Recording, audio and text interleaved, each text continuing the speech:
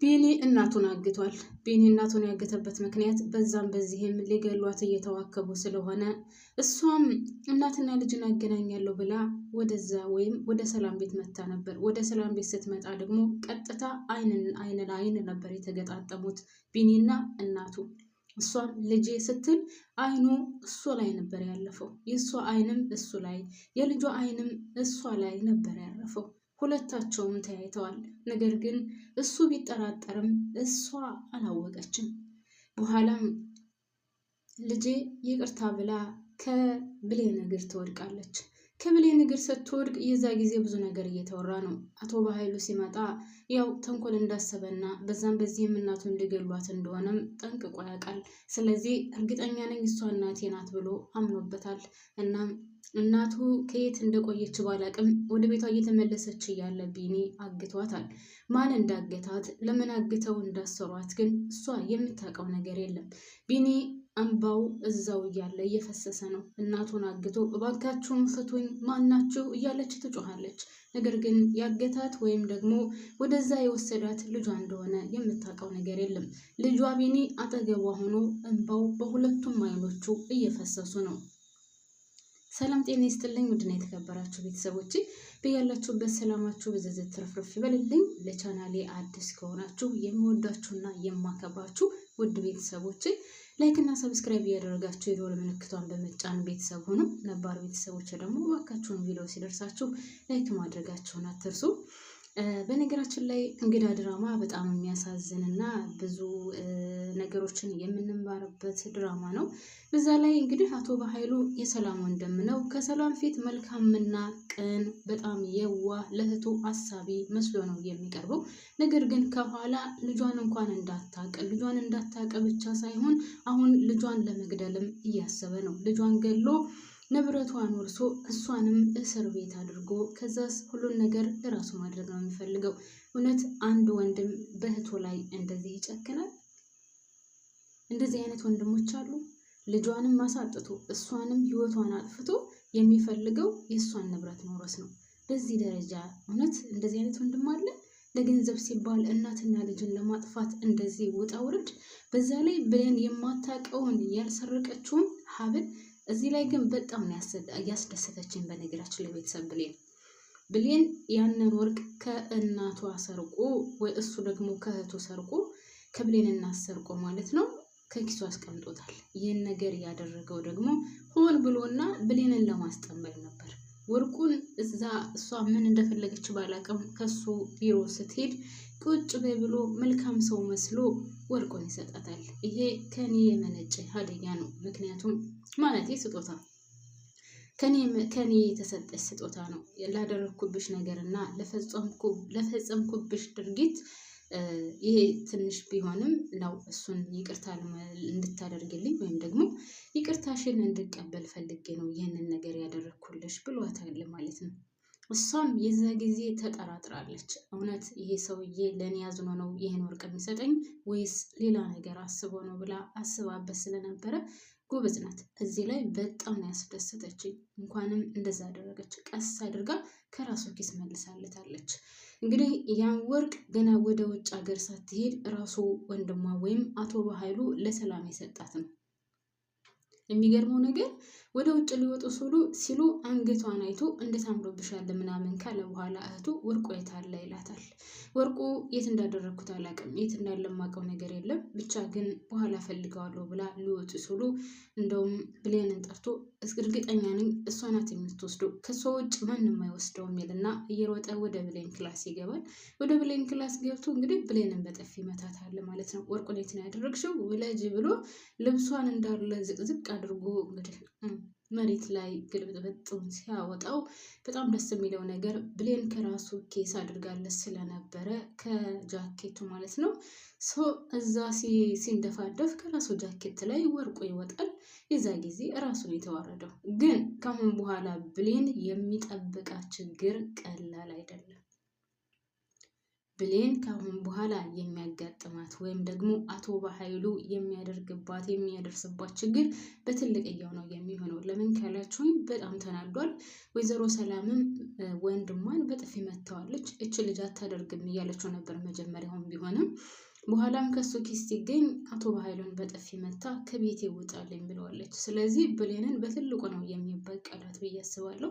ሲቀጥል የብሌን አሳዳጊ እናት ወይም ደግሞ የቢኒ ትክክለኛ እናት የሰላም ማለት ሰላምንና ብሌንን ለማገናኘት ነበር እሷ ወዳለችበት ቤት የሄደችው።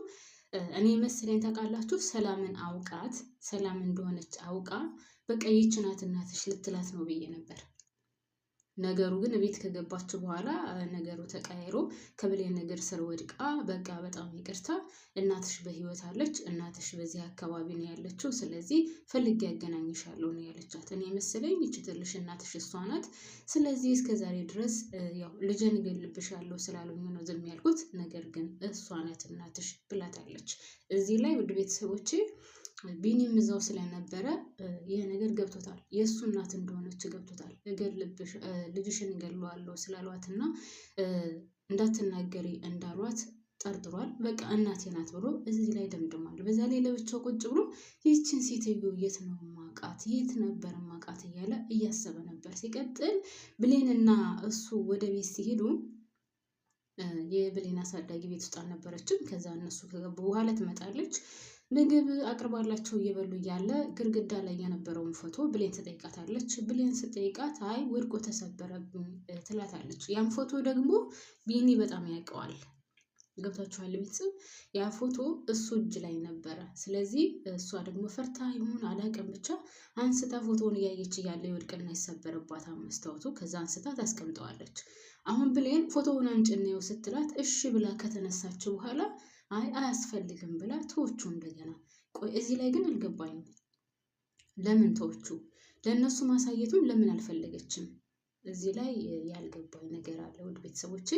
ለማንኛውም እንግዲህ እነሱ እንደዛ ብለው ወደ ቤት ተመልሰዋል። አቶ በኃይሉም የሚፈልገውን ነገር ለማድረግ ሞክሮ ነበር፣ አልተሳካለትም። ነገር ግን ያ ተላላኪው ሳሚ ተብዬው ጋም አንድ ላይ ሆነው ብሌንን እገላታለሁ፣ የብሌንን እናት እገላታለሁ፣ ብሌንን እስር ቤት አስገባታለሁ፣ ከዛ የሰላምን ንብረት እወርሳለሁ እያሉ እያስካኩ እየሳቁ ነበር። ነገር ግን ይሳካላቸዋል እሱ ሌላ ጉዳይ ነው። ለማንኛውም ወንድም በዚህ ደረጃ ሲጨክንና በዚህ ደረጃ ለገንዘብ ብሎ እህቱን የቱን ልጅ ህይወት ለማጥፋት እኔ ግን ኧረ በስመ አብ ወወልድ ወመንፈስ ቅዱስ። ሰው ግን ምን ሆኖ ነው እውነት በዚህ ልክ የሚጨክን ወንድም አለ? የቱን ልጅስ በዚህ ደረጃ ማሰቃየቱ አይበቃውም? ድሮ ህፃን እያለች ያሰቃያት አልበቃው ብሎ አሁንም ቢሆን እያሰቃያት ነው ያለው። አንድ ጊዜ በጥፊ ሲላት አስባችኋል? ደግሞ እዛ ቃል ተብዬዋ ልጅ ነኝ ብላ እየመጣችው። በነገራችን ላይ ቤተሰብ ልክ የብሌን አሳዳጊ ከዛ ቤት ስትገባ እጅና እግሯ ነበር የተንቀጠቀጠው። በቃ ተዋረድኩኝ ብላ። ሲቀጥል ደግሞ በዛ አልፋለች። ነገር ግን ብሌንን ጠርታ የምበላው ምግብ ስሪልኝ ብላታለች። እና የተሰራ አለ እኮ ስትላት እኔ የአቶ ቸሮሌ ነው ምናምን እንዴት ነው የቆየ ምግብ የምበላው ስትል ወይዘሮ ሰላም ትምታታለች። ወይዘሮ ሰላም ደግሞ እዛ ላይ አፋጣታለች። ለምንድን ነው የአቶ ቸሮሌ ነኝ ያልሽው?